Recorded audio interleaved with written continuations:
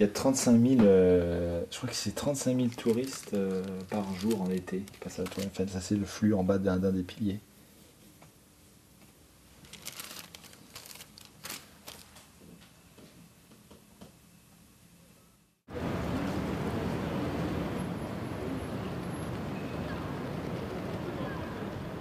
Donc pour mon projet, je suis parti d'une photographie de Daguerre faite à Paris en 1838 qui s'appelle L'inconnu du boulevard du Temple.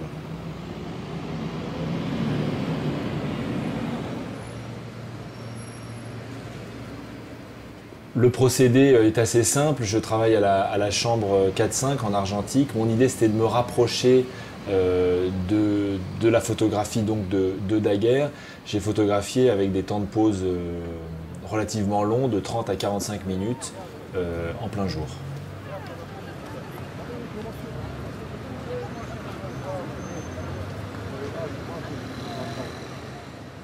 Ce qui m'a intéressé moi dans le projet et ce qu'on nous a demandé pour le projet, c'est que ce soit un laboratoire d'expérimentation. Je m'intéresse beaucoup à la temporalité en photographie, je travaille beaucoup de nuit avec des temps de pause relativement longs. Et là, je voulais photographier Paris avec des temps de pause longs, et donc j'ai travaillé avec un filtre. L'idée pour moi étant, en photographiant avec des temps de pause longs, pas uniquement de chercher la belle image, mais de révéler aussi un visage de la ville, de photographier la ville, c'est-à-dire de condenser en un instant photographique, c'est-à-dire en un plan film physique, 30 à 45 minutes de vie urbaine.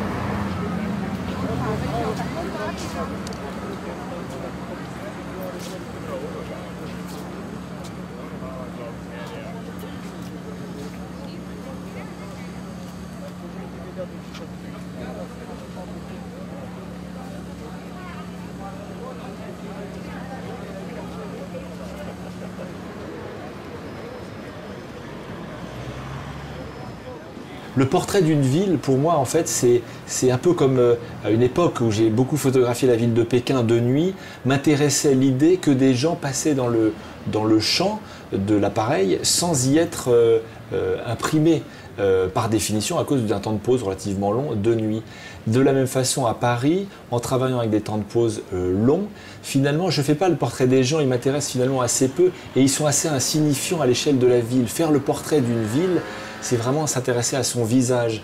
Et donc, effacer, pas artificiellement, enfin artificiellement, mais en un instant de 30 minutes, le flux permet vraiment de regarder le visage de Paris.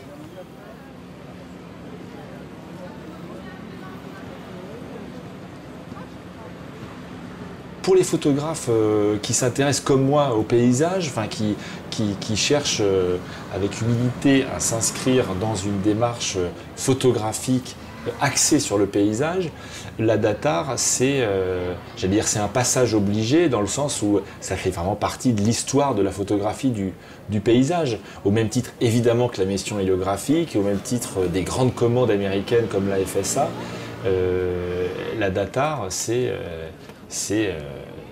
c'est empreint d'un prestige incroyable, c'est une belle mission, c'est une mission rêvée pour un photographe.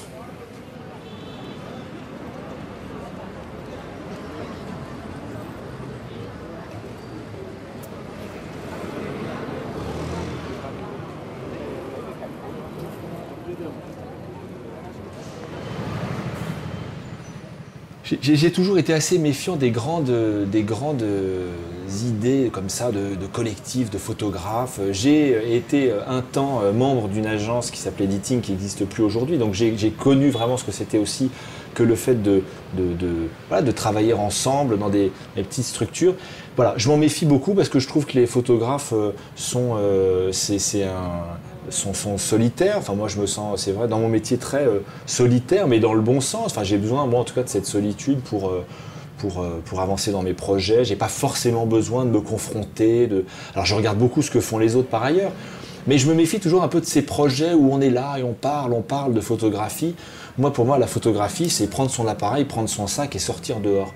Et je me méfie toujours un peu de ces grandes discussions qui sont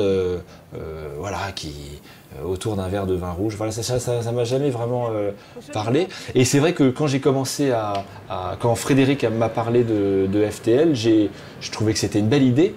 Je trouvais que c'était sacrément altruiste de sa part et de la part de Cédric ou de Patrick de mener un projet où ils allaient demander à d'autres photographes de travailler.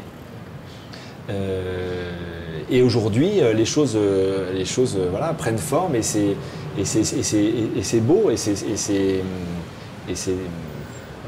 je trouve que l'ambition qui était la leur au départ, finalement, les choses existent aujourd'hui. Et ce qui, moi, m'intéresse dans ce projet-là, c'est pas que cette somme d'individualité s'exprime et qu'on se dise tiens, tel photographe est plus intéressant que tel autre.